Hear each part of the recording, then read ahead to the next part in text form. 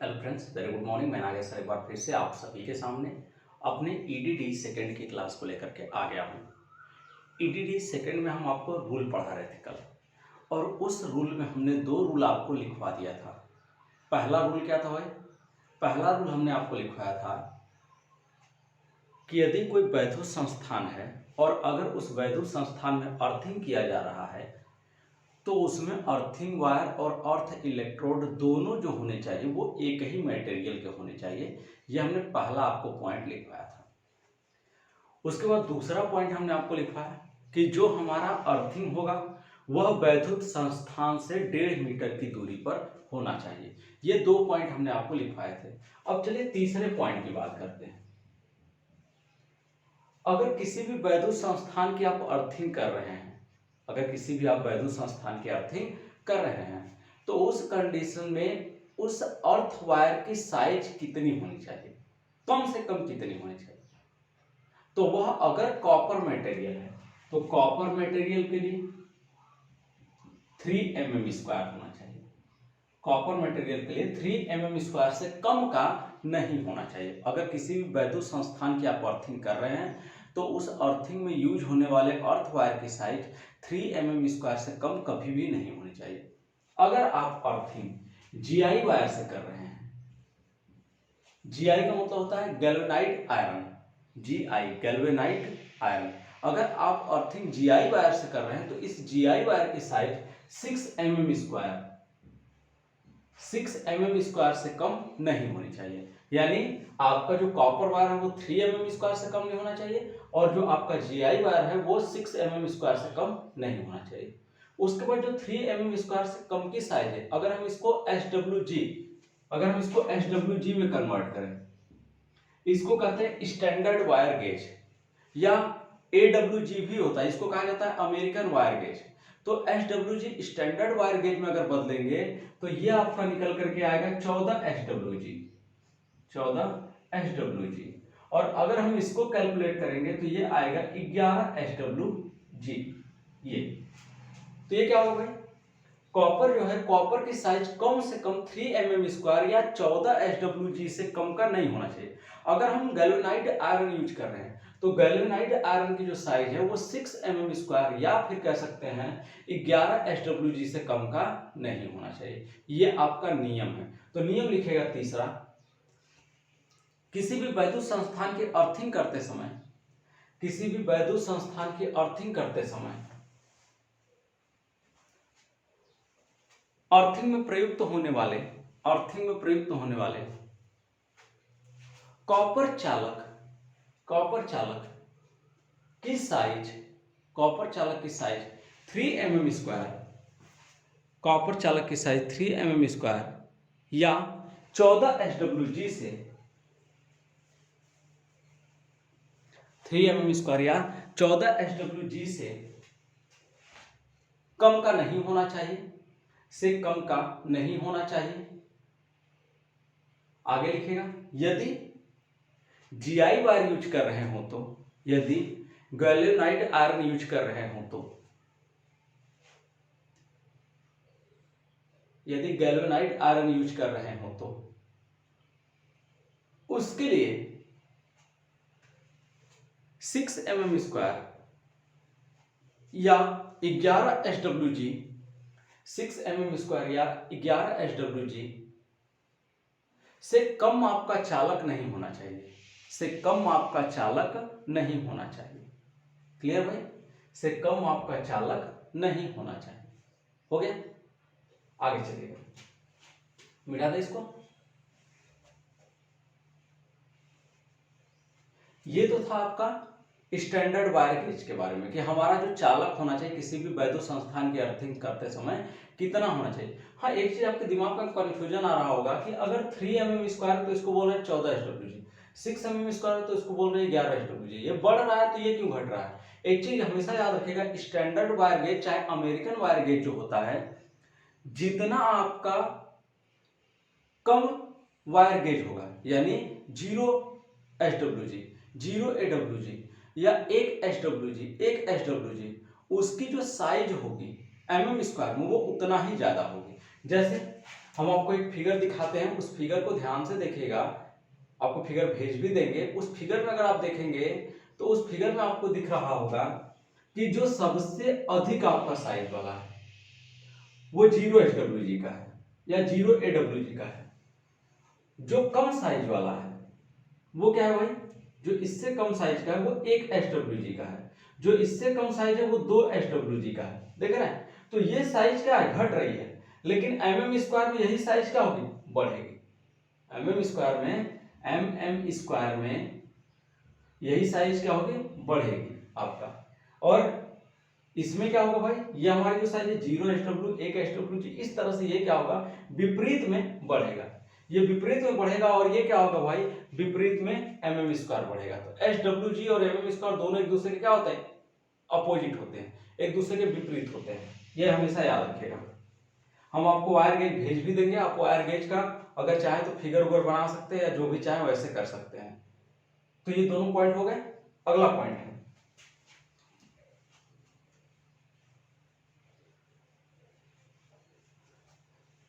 जो हम भूमि में अर्थ रॉड स्थापित करते हैं, जो भूमि में हम अर्थ रॉड स्थापित करते हैं, जैसे ये हमारा जमीनी सतह है, ग्राउंड लेवल है। इस ग्राउंड लेवल में हम जब कोई आपका क्या स्थापित करें भाई, इलेक्ट्रोड स्थापित करें, तो वह इलेक्ट्रोड वर्टिकल स्थापित करना चाहिए। हमेशा हमेशा वो इलेक्ट्रोड क्या करना चाहिए, वर्टिकल स्थापित करना चाहिए, न कि इस तरह से आप इलेक्ट्रोड स्थापित करते हैं। ऐसे इलेक्ट्रोड स्थापित कभी नहीं करते। इलेक्ट्रोड हमेशा कैसे स्थापित करते हैं, हमेशा इलेक्ट्रोड ऐसे स्थापित करते हैं, वर्टिकल आपका स्थापित करते हैं। तो ये हमेशा याद रखिएगा। तो लिखिएगा, किसी भी वैद्युत संस्थान की अर्थिंग करते समय अर्थ इलेक्ट्रोड को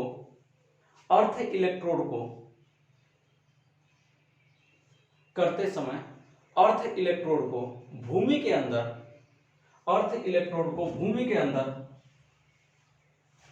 वर्टिकल स्थापित किया जाता है। भूमि के अंदर वर्टिकल स्थापित किया जाता है।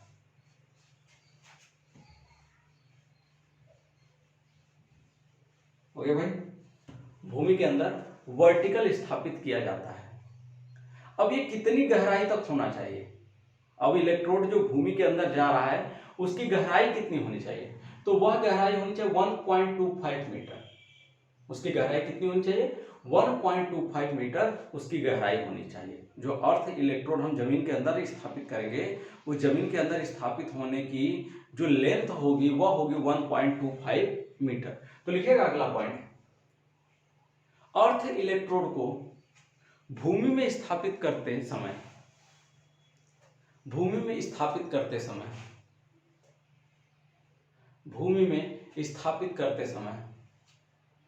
अर्थ इलेक्ट्रोड की गहराई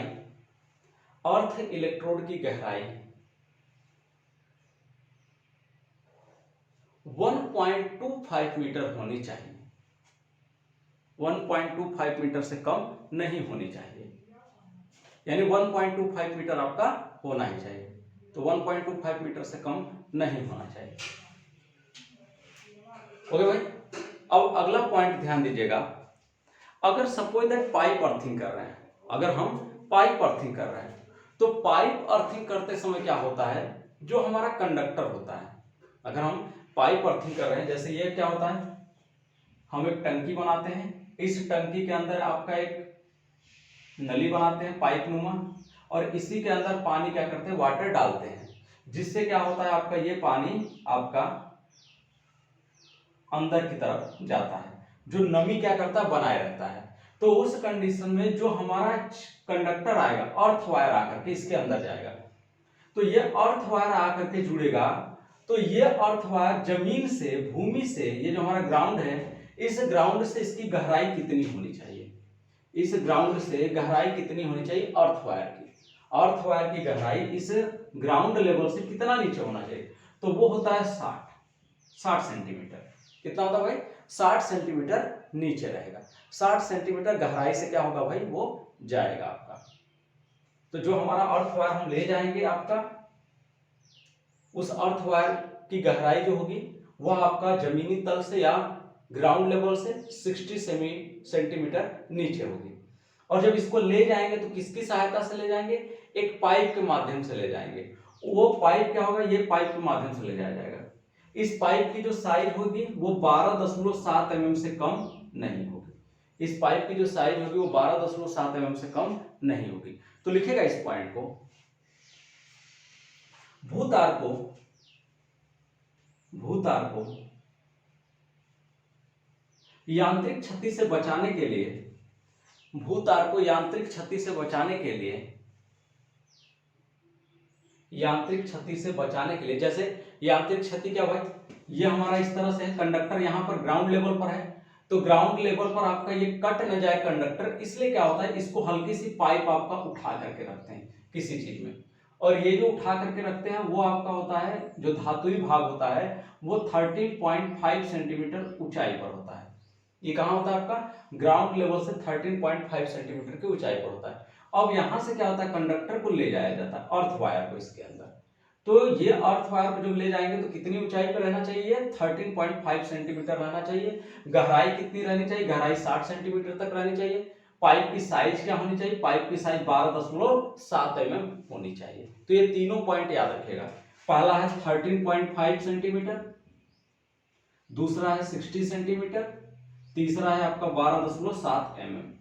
ये पाइप की साइज है, ये भूमि के अंदर गहराई की साइज है, अर्थ वायर जो जा रहा है उसकी साइज, अर्थ वायर जो जा रहा है उसकी दूरी है आपका भूमि से, और ये आपका यांत्रिक क्षति न पहुंचे इसके लिए क्या है आपका, भूमि से ऊंचाई है आपका।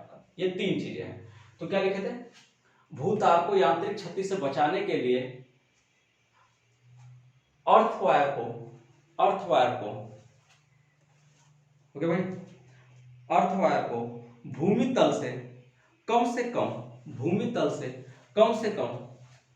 13.5 सेंटीमीटर की, भूमि तल से कम 13.5 सेंटीमीटर की ऊंचाई पर होना चाहिए, 13.5 सेंटीमीटर की ऊंचाई पर होना चाहिए, तथा इसी अर्थ वायर की भूमि तल से गहराई, तथा इसी अर्थ वायर की भूमि तल से गहराई 60 सेंटीमीटर होनी चाहिए, भूमि तल से गहराई 60 सेंटीमीटर होनी चाहिए, 60 सेंटीमीटर होनी चाहिए ये आपका। तो भूमि तल से गहराई कितना होना चाहिए आपका, 60 सेंटीमीटर होना चाहिए। क्लियर है भाई। तथा इस अर्थ वायर को 12.7 mm की, तथा इसी अर्थ वायर को 12.7 mm की जीआई पाइप से, 12.7 mm की जीआई पाइप से ले जाया जाना चाहिए, 12.7 mm की जीआई पाइप से ले जाया जाना चाहिए।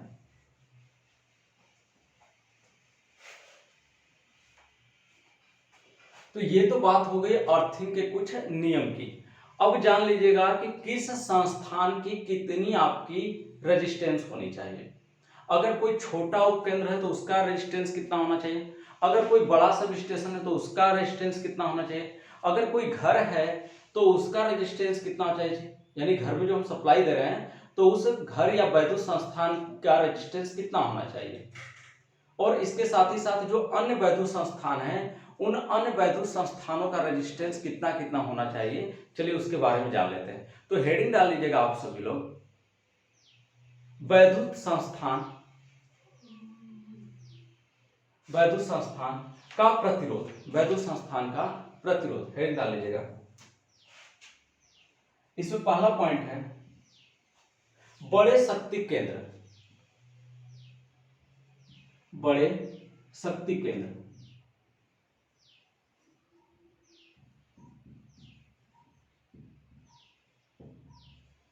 कितना होना चाहिए भाई बड़े शक्ति केंद्र का, तो ये होना चाहिए रेजिस्टेंस 0.5 ओम। बड़े शक्ति केंद्रों का जो रेजिस्टेंस होना चाहिए वो कितना होना चाहिए, वह होना चाहिए 0.5 ओम।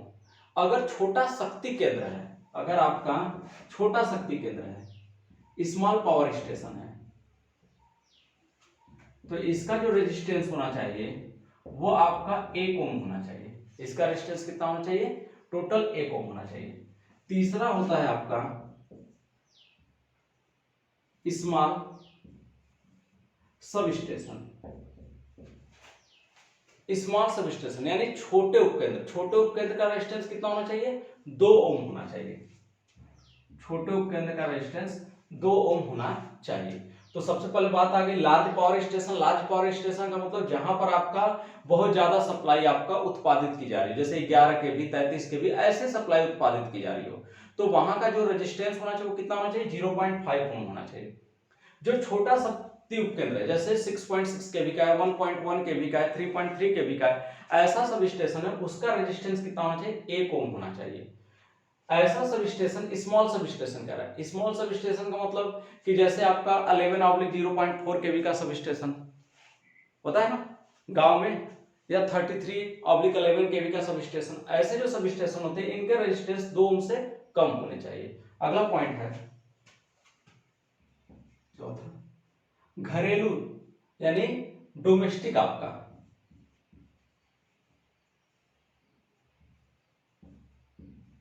घरेलू संस्थान जो है, घरेलू संस्थान में जो रेजिस्टेंस होना चाहिए वो कितना होना चाहिए? तो वो होना चाहिए आपका 1 ओम। घरेलू संस्थानों का रेजिस्टेंस, जो भी घरेलू वैद्युत संस्थान है, घरेलू वैद्युत संस्थानों का जो रेजिस्टेंस होना चाहिए वो 1 ओम होना चाहिए। अब अन्य वैद्युत संस्थान, पांचवा है अन्य वैद्युत संस्थान।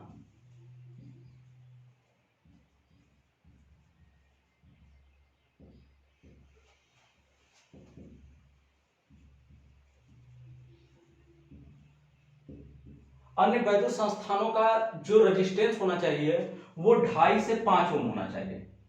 2.5 से 5 ओम। कहीं कहीं देखेंगे तो आपको दिया रहेगा या 8 ओम, कहीं कहीं ऐसा भी देखने को मिलेगा। कहीं कहीं 2.5 से 5 आपको देखने के लिए मिलेगा, कहीं कहीं आपका 8 ओम देखने के लिए मिलेगा। तो ये आपका पांचों पॉइंट आप नोट कर लीजिएगा। इसको फटाफट नोट करिए भाई, इसको नोट कर लीजिएगा। हो गया भाई। अगली हेडिंग डालेगा। अगली हेडिंग है भू संपर्कित किए जाने वाले बिंदु। हेडिंग है भू संपर्कित किए जाने वाले पॉइंट। हेडिंग डाल लीजिएगा आप सभी लोग, भू संपर्कित किए जाने वाले बिंदु, यानी किन किन बिंदुओं का हम भू संपर्कन करते हैं, किन किन पॉइंटों का हम भू संपर्कन करते हैं। अब ध्यान दीजिएगा इसमें पहला पॉइंट, जैसे आपके घर में जो बोर्ड होता है, सबसे पहले जो घर में आपका बोर्ड होता है उस बोर्ड में 3 पिन होता है आपका, 3 पिन सॉकेट, या 5 पिन सॉकेट होता है, या 6 पिन सॉकेट होता है। तो जो आपका 3 पिन सॉकेट में तीसरा आपका मोटा धातुई भाग होगा, जैसे 3 पिन सॉकेट में ये क्या होता है भाई, ये 3 पिन सॉकेट पहला धातुई भाग हो गया, दूसरा हो गया, तीसरा। तो ये वाला जो धातुई भाग है इसकी हम क्या करेंगे? अर्थिंग करेंगे। इसकी क्या करेंगे? अर्थिंग। तो पहला पॉइंट लिखेगा 3 पिन सॉकेट में, 3 पिन सॉकेट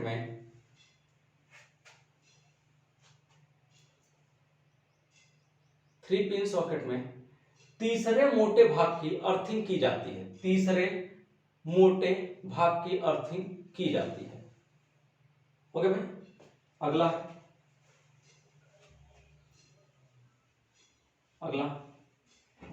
दूसरा पॉइंट, जो आप देखे होंगे फेज में 3 फेज आर वाई बी और उसके साथ एक न्यूट्रल जाता है। आप सभी लोग घर के आसपास देखे होंगे, घर के आसपास इस तरह से पोल के ऊपर 3 कंडक्टर आर वाई और बी जाते हैं और इसके बाद ये न्यूट्रल जाता है। तो इस उदासीन तार की क्या करेंगे? अर्थिंग करेंगे। इस उदासीन तार की अर्थिंग करेंगे। तो लिखेगा उदासीन चालक तार की अर्थिंग, उदासीन चालक तार की अर्थिंग, उदासीन चालक तार की अर्थिंग। हो गया भाई। अगला, अब किसकी अर्थिंग करेंगे भाई? अब आपका जो भी वैद्युत संस्थान है, वैद्युत संस्थान में जो भी लगा हुआ उपकरण है, जैसे आपका circuit breaker, generator, motor, transformer, है ना, रिले, लाइटनिंग अरेस्टर, ये सब होता है। सॉरी, आइसोलेटर, लाइटनिंग अरेस्टर नहीं, आइसोलेटर। तो इन सब की हम क्या करेंगे? अर्थिंग करेंगे। जो हमारा सब स्टेशन है, सब स्टेशन में जो लगने वाला उपकरण है, जैसे ट्रांसफार्मर हो गया, जनरेटर हो गया, मोटर हो गया, होगा, सर्किट ब्रेकर होगा, आइसोलेटर होगा, पीटी होगा, सीटी होगा, टर्मिनल गेंट्री होगा, बस बार होगा, इन सबकी क्या करेंगे आपका, इन सबके धातु विभागों की अर्थिंग करेंगे। तो लिखिएगा अगला पॉइंट, तीसरा पॉइंट,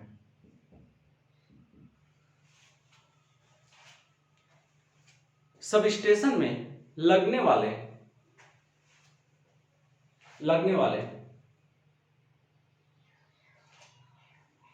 यंत्र या उपकरण या उपस्कर,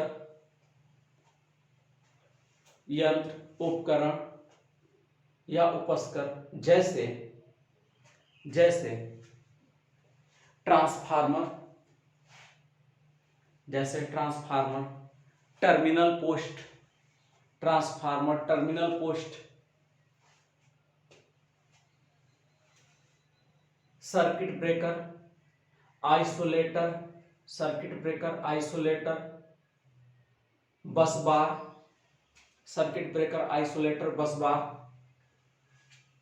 ओके भाई, सर्किट ब्रेकर, आइसोलेटर, बस बार, सीटी PT, current transformer, potential transformer, CTPT का नाम है, CTPT, terminal gantry, generator, motor, terminal gantry, generator, motor, switch gear panel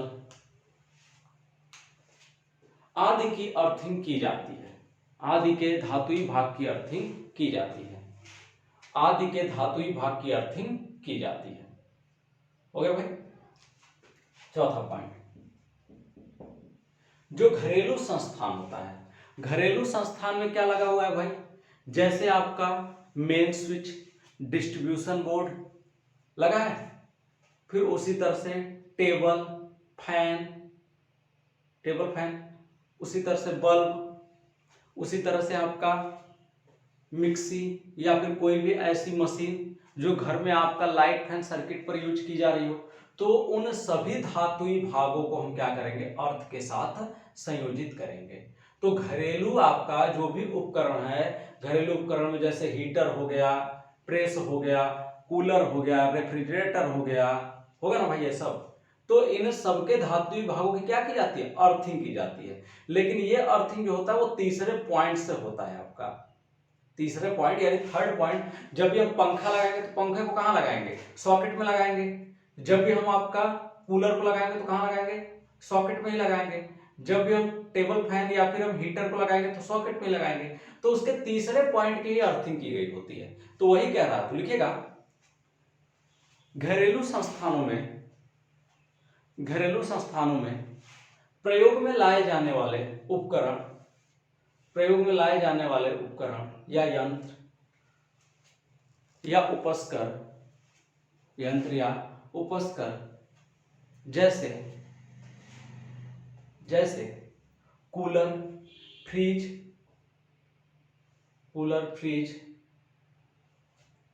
washing machine, drill machine, mixie machine, table fan, bulb holder आदि के धातुई भागों की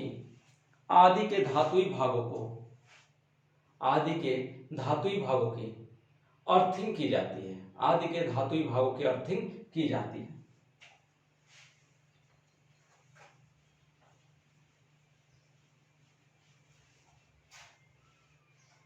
okay भाई, अब इसमें एक चीज छूट गया कि जो घरेलू संस्थान या फिर जो डोमेस्टिक है या फिर जो कॉमर्शियल है या फिर आपका इंडस्ट्रियल है, तो उसमें जो main switch, distribution board, distribution panel, ये सब छूट गया, तो उसको भी लिख लीजिएगा अगले वाले पॉइंट में। हालांकि बोले थे लेकिन लिखवा नहीं पाए, उसको लिखेगा घरेलू संस्थान या कॉमर्शियल में यूज होने वाले main switch, distribution box, commercial में यूज होने वाले मेन स्विच, डिस्ट्रीब्यूशन बॉक्स,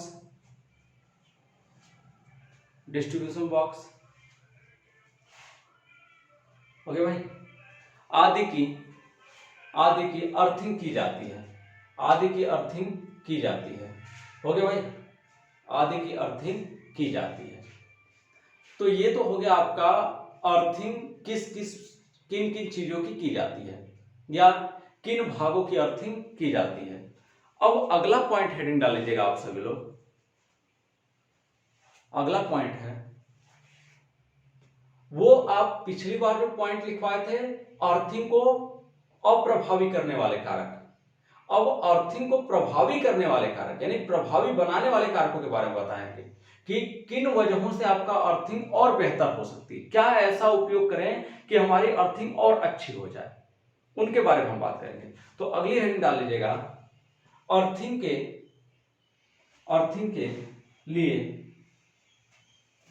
के लिए प्रभावी भूसंपर्कन, अर्थिंग के लिए प्रभावी भूसंपर्कन। या करके हेडिंग डाल लीजिएगा, अर्थिंग को कैसे प्रभावकारी बनाया जा सकता है, अर्थिंग को कैसे प्रभावकारी बनाया जा सकता है। हेडिंग डाल लीजिएगा भाई, अर्थिंग को कैसे प्रभावकारी बनाया जा सकता है। अब ध्यान दीजिएगा, पहला पॉइंट, अर्थिंग को कैसे प्रभावकारी बना सकते हैं। अर्थिंग के लिए क्या जरूरी है, सबसे पहली बात आती है कि अर्थिंग के लिए हमें क्या आवश्यकता है। तो अर्थिंग के लिए आवश्यकता है कि उसका रेजिस्टेंस कम से कम होना चाहिए। किसका? अर्थ का रेजिस्टेंस। अर्थ का रेजिस्टेंस कम से कम कैसे होगा, अर्थ का रेजिस्टेंस कम से कम कैसे होगा, उसके लिए हमें क्या करना चाहिए। तो अर्थिंग का रेजिस्टेंस कम होगा आपका, अर्थ इलेक्ट्रोड और अर्थ वायर की साइज पर भी निर्भर करता है। अगर अर्थ वायर की साइज हम ज्यादा रखें, अगर अर्थ वायर की साइज जो है वो एकदम हम पतला रखें, तो इसका क्रॉस सेक्शन एरिया क्या है? कम है, रेजिस्टेंस क्या होगा? ज्यादा होगा। तो हम अर्थ वायर को क्या कर सकते हैं? मोटा कर ले। अगर हम मोटा कर देंगे तो क्रॉस सेक्शन एरिया ज्यादा, रेजिस्टेंस क्या हो जाएगा भाई? रेजिस्टेंस ऑटोमेटिक कम हो जाएगा, होगा भाई। तो रेजिस्टेंस ऑटोमेटिक कम हो जाएगा। अगर हम प्लेट की बात करें, ये प्लेट की बात करें, अगर हम प्लेट का क्षेत्रफल बढ़ा दें तो प्लेट का क्षेत्रफल यानी क्रॉस सेक्शन एरिया बढ़ेगा, तो रेजिस्टेंस क्या हो जाएगा? ऑटोमेटिक कम हो जाएगा। जैसे आप अर्थिंग पढ़ेंगे कि अर्थिंग कितने प्रकार की होती है, तो उसमें plate earthing, pipe earthing, rod earthing, ऐसे बहुत सारी अर्थिंग के बारे में पढ़ेंगे। तो उन अर्थिंगों में, हाँ भाई, तो किन किन विधियों का यूज करेंगे। तो पहला हमने आपको क्या बताया, पहले हमने आपको बताया कि क्रॉस सेक्शन एरिया को क्या करिए? बढ़ा दीजिए। किसके? कंडक्टर के। जो हमारा तार है, तार के क्रॉस सेक्शन एरिया को बढ़ा देंगे तो रेजिस्टेंस क्या हो जाएगा? ऑटोमेटिक कम हो जाएगा। तो पहला पॉइंट लिखेगा, कंडक्टर के क्रॉस सेक्शन एरिया को बढ़ाकर। पहला पॉइंट है कंडक्टर के क्रॉस सेक्शन एरिया को बढ़ाकर,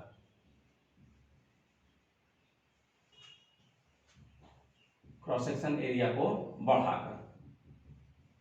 दूसरा क्या होगा भाई? दूसरा हमने बताया कि आप जो प्लेट अर्थिंग होती है, प्लेट अर्थिंग में हम जो प्लेट यूज करते हैं उस प्लेट की साइज बढ़ा दो। प्लेट की साइज बढ़ाएंगे, प्लेट का एरिया बढ़ाएंगे, रेजिस्टेंस क्या हो जाएगा? कम हो जाएगा। तो दूसरा पॉइंट डाल दीजिएगा, प्लेट का क्रॉस सेक्शन एरिया बढ़ाकर, प्लेट का क्रॉस सेक्शन एरिया बढ़ाकर, क्रॉस सेक्शन एरिया बढ़ाकर। ये दो बातें हो गई। और किससे आपका रेजिस्टेंस कम हो सकता है? नमी। अगर नमी बढ़ा दिया जाए तो, नमी बढ़ाने के लिए क्या करेंगे आपको भाई? नमी बढ़ाने के लिए, जैसे आप ये रॉड गाड़ रहे थे जमीन के अंदर रॉड को स्थापित कर रहे थे, तो रॉड को स्थापित करने से पहले क्या करिए? इसके अंदर आप चारकोल डाल दीजिए। जो हम रॉड स्थापित कर रहे हैं तो खुदाई कर दीजिए हाइड्रा से खुदाई होने के बाद इसके अंदर क्या करिए? आप नमक चारकोल डाल दीजिए। ये नमक चारकोल डाल दिए हल्का सा। अब इसी के अंदर क्या करिए? रॉड को स्थापित कर दीजिए, इसी के अंदर रॉड को स्थापित कर दीजिए। तो नमक चारकोल रहेगा जमीन के अंदर, तो वो क्या करेगा भाई? नमी प्रदान करता रहेगा हमेशा इलेक्ट्रोड को, जिसकी वजह से हमेशा रेजिस्टेंस क्या रहेगा? कम रहेगा। तो लिखेगा अगला तीसरा पॉइंट, रॉड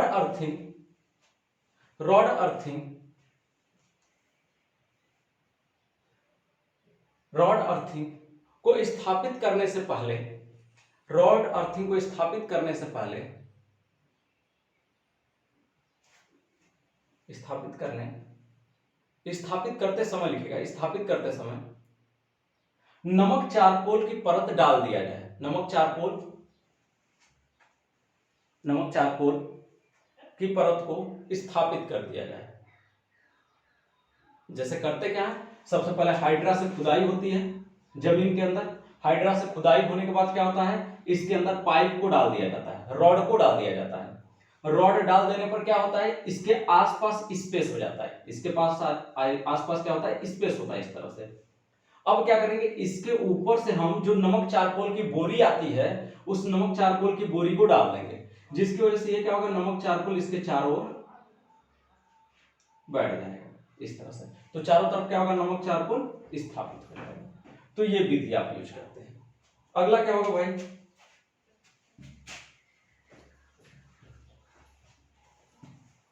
अगर मान लीजिए जंग लग गया, किसके ऊपर जंग लग गया, जो हम आपका अर्थिंग वायर स्थापित कर रहे हैं उस अर्थ वायर जो होता है वो नंगा चालक होता है। जो हम लोग यूज करते हैं अर्थ वायर, वो अर्थ वायर नंगा चालक होता है, जो जमीन के अंदर या जमीन से पहले स्थापित होता है। आप लोग देखे भी होंगे, ये पोल होता है इस तरह से, आपके घर के आसपास स्तंभ में जो सौभाग्य योजना का काम चला है उसके बाद से जो अर्थिंग की गई होगी, हर पोल में अर्थिंग की गई होगी, हर पोल पर से ये एक तार आपका लाया गया होगा, जीआई वायर, इसको बोला जाता है जीआई वायर, ये जीआई वायर होता है। और इसको क्या किया गया होगा, एक पास में रॉड स्थापित किया गया होगा इस तरह से, एक पास में रॉड स्थापित किए होंगे और इस रॉड पर ये क्लैंप टाइप बना हुआ होगा, ये क्लैंप टाइप। इसी के साथ क्या करना है, इसको संयोजित कर देना है। तो ये जो आपका कंडक्टर है, ये जो जीआई कंडक्टर है आपका, इसी की बात कर रहा है कि ये हमारा जो जीआई कंडक्टर है, इस कंडक्टर पर अगर जंग लगेगा तो इसका रेजिस्टेंस क्या हो जाएगा, बढ़ जाएगा। तो इस कंडक्टर को जंग रोधी बना करके क्या करेंगे, हम उसके रेजिस्टेंस को कम कर सकते हैं। तो लिखेगा कंडक्टर या प्लेट को जंग रोधी बनाकर, कंडक्टर या प्लेट को जंग रोधी बनाकर अर्थ रेजिस्टेंस को कम कर सकते हैं, अर्थ रेजिस्टेंस को कम कर सकते हैं।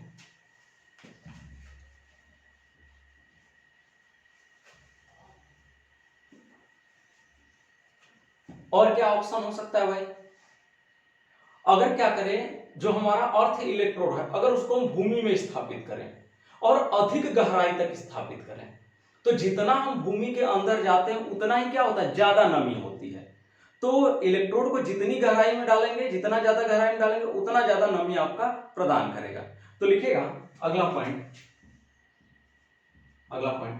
अर्थ इलेक्ट्रोड की गहराई बढ़ाकर, अर्थ इलेक्ट्रोड की गहराई बढ़ाकर, अर्थ इलेक्ट्रोड के लिए लिखेगा, अर्थ इलेक्ट्रोड के लिए गहराई बढ़ाकर।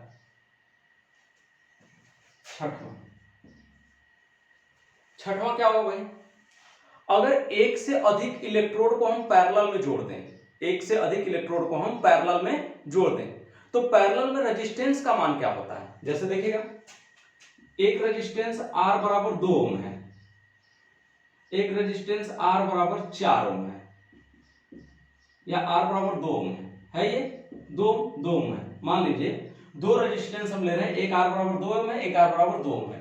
अगर दो रेजिस्टेंस को हम पैरेलल में जोड़ दें तो टोटल रेजिस्टेंस कितना होगा, R इक्विवेलेंट कितना होगा भाई, R इक्विवेलेंट निकालेंगे तो कितना आएगा आपका, बताइए। तो ये क्या हो जाएगा भाई, यहां से अगर हम R इक्विवेलेंट निकालते हैं इसका, तो 2 × 2 हो जाएगा, बटा के 2 हो जाएगा, सॉरी 2 + 2 हो जाएगा, 2 + 2 होगा भाई, होगा ना। आप लोग पढ़े होंगे, ये क्या होता है आपका R इक्विवेलेंट बराबर 1/R बराबर क्या होता है, 1/R1 + 1/R2। यहां से अगर हम निकालते हैं तो क्या आता है भाई, 1/R बराबर क्या हो जाता है, R1 × R2, सॉरी R बराबर R1 × R2 बटा क्या हो जाता है, R1 + R2, ऐसा होता है, बताइए ऐसा होता है ना। तो उस कंडीशन में यहाँ कितना हो जाएगा भाई, देख लीजिएगा यहाँ कितना हो जाएगा आपका, यहाँ 2 दूना 4 हो जाएगा, 2 + 2 = 4 हो जाएगा, 4 × 4 4/4 बराबर 1 आएगा। तो कितना रेजिस्टेंस आ रहा है, 1 आ रहा है ना, 1 ओम। तो इस रेजिस्टेंस से भी वैल्यू क्या हो जा रही है, कम हो जा रही है, इसके मान से भी वैल्यू क्या हो गई, कम हो गई, हुआ। तो इसके ओवरऑल मान से भी वैल्यू क्या हो गई, कम हो गई। ऐसा कब हुआ, जब दो रेजिस्टेंस हम समांतर में जोड़ दिए। तो अगर हम दो इलेक्ट्रोड पैरेलल में जोड़ दें तो उसका ओवरऑल रेजिस्टेंस क्या हो जाएगा, कम हो जाएगा। तो लिखिएगा एक से अधिक इलेक्ट्रोड को पैरेलल में संयोजित करके, एक से अधिक इलेक्ट्रोड को पैरेलल में संयोजित करके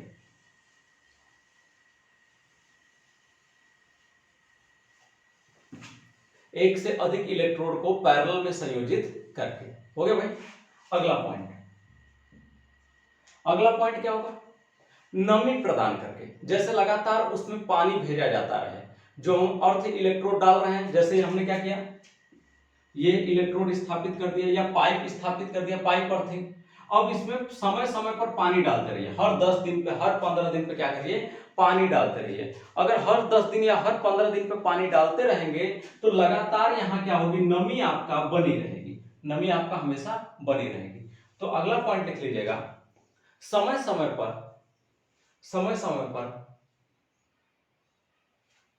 नमी प्रदान करके, नमी कोष्ठ में पानी प्रदान करके, नमी प्रदान करके, क्योंकि इसमें लगातार पाइप में आप समय समय पर हर 10 दिन 15 दिन पे पानी डालेंगे तो यहां नमी हमेशा बना रहेगा आपका।